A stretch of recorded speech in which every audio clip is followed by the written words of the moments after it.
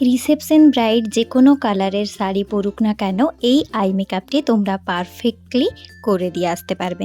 তো আই মেকআপটি কিভাবে আমি সহজ স্টেপে করলাম শিখতে হলে চলো ভিডিওটি শেষ অবধি তোমরা অবশ্যই দেখো। ভালো লাগলে লাইক, কমেন্ট এবং শেয়ার করে পাশে থেকো। তো এই আই মেকআপটি আমি ক্লাস ডেমনস্ট্রেশন দেখিয়েছিলাম, সেভাবে কোনো মেকআপ ভিডিওটা ভালোভাবে করা হয়নি, অনলি আই মেকআপের ভিডিওটা।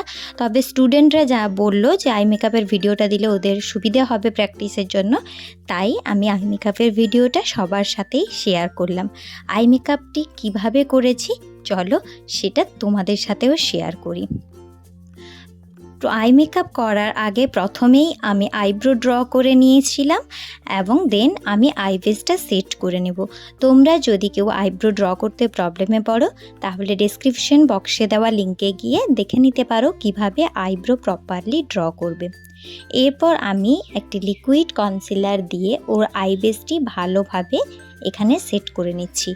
আই মেকআপ করার ক্ষেত্রে এখানে তোমরা লাইট কালারের একটু বেসটা ইউজ করবে, তাতে আই মেকআপটা একটু ভালো প্রমিনেন্ট হবে এবং কালারটা ভালোভাবে ফুটবে বা পিগমেন্ট পাবে। এরপর আমি এটাকে পাউডার দিয়ে সেট করেছিলাম, দেন আমি এখানে আইশ্যাডো অ্যাপ্লিকেশন করছি। প্রথমে আউটার কর্নারে আমি একদম ডার্কেস্ট ব্লু গ্রিন একটা ইউজ করেছি। হ্যাঁ, তোমাদের দেখে মনে হতেই পারে যে এটা গ্রিন কালার, বাট এটা একদম গ্রিন ছিল না, ব্লু ছিল না, এটা একটু ব্লুইশ গ্রিন কালার ছিল, যেটা আমরা পিককের ক্ষেত্রে দেখতে পাই। তো এখানে আমি আইশ্যাডো প্যালেট থেকে কালারটা দেখাতে পারিনি, কারণ বললামই যে আমার ভিডিও নেওয়ার সেরকম কোনো প্ল্যানিং ছিল না, তাই দেখানো হয়নি। এরপর আমি একটা পার্পল বা ভায়োলেট কালার যা কিছু বলতে পারো ওটা দিয়ে ডার্ক কালারটিকে ভালোভাবে ব্লেন্ড করে নিচ্ছি এবং ক্রিজ লাইন বরাবর ও কালারটিকে প্রমিনেন্ট করে নিচ্ছি।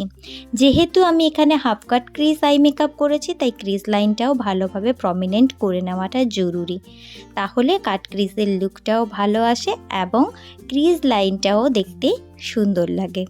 এটি হয়ে যাওয়ার পরে লিকুইড কনসিলার দিয়ে আমি ভালোভাবে আইলিডটা কাট করে নিয়েছি। এটা যেহেতু মিডল কাট ক্রিজ বা হাফ কাট ক্রিজ, তাই আমি আইলিড পর্যন্তই অর্ধেক বরাবর কাট করেছি, পুরোটা কাট করিনি।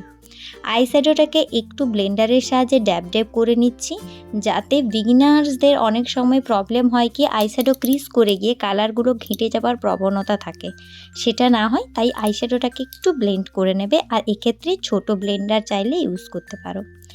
কাট ক্রিজের একদম আউটার পজিশনে অর্থাৎ আউটার ভির দিকে আমি একদম ডার্ক গ্রিন কালারটা ইউজ করছি, যেটাকে তোমরা পিকক গ্রিন ও বলতে পারো।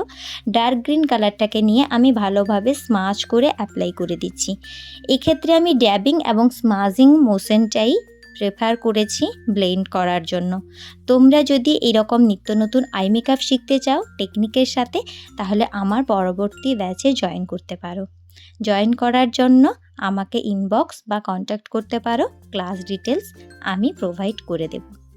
দেন আমি মিডিয়াম একটা গ্রিন কালার নিয়ে মাঝখানে আইলিড বরাবর অ্যাপ্লাই করছি।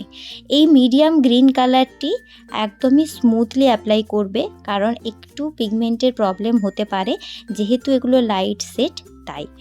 এরপর আমি একদম হালকা গ্রিন কালার বা যেটা কলা পাতার রং হয়, আমরা অনেকেই কচি কলা পাতার রং বলে থাকি, ওই কালারটা ইনার কর্নার বরাবর অ্যাপ্লাই করছি হাইলাইট করার জন্য।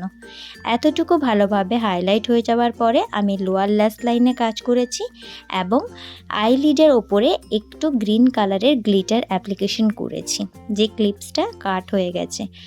আইশ্যাডো নিচে বরাবরও আমি ভায়োলেট কালার দিয়ে স্মাচ করেছি, খুব নিচে বরাবর ছড়িয়ে দেইনি, কারণ যারা রিয়েল ক্লায়েন্ট হয় তারা অনেক হেভি আই মেকআপ নিতে পারে না, তারা ওটা নিয়ে ক্যারি করতে পারে না, তাই লাইট কালার দিয়েই আমি স্মাচ করেছি।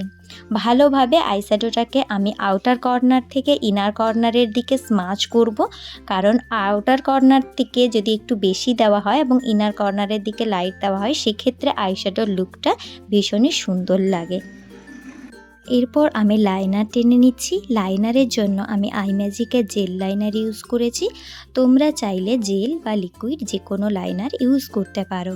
এখানে আমি ওদেরকে একটা গ্রাফিক লাইনার দেখিয়েছি, তোমরা চাইলে উইং বা গ্রাফিক যে কোনো লাইনারই টানতে পারো। তো কেমন লাগলো ভিডিওটা কমেন্ট সেকশনে অবশ্যই জানিও।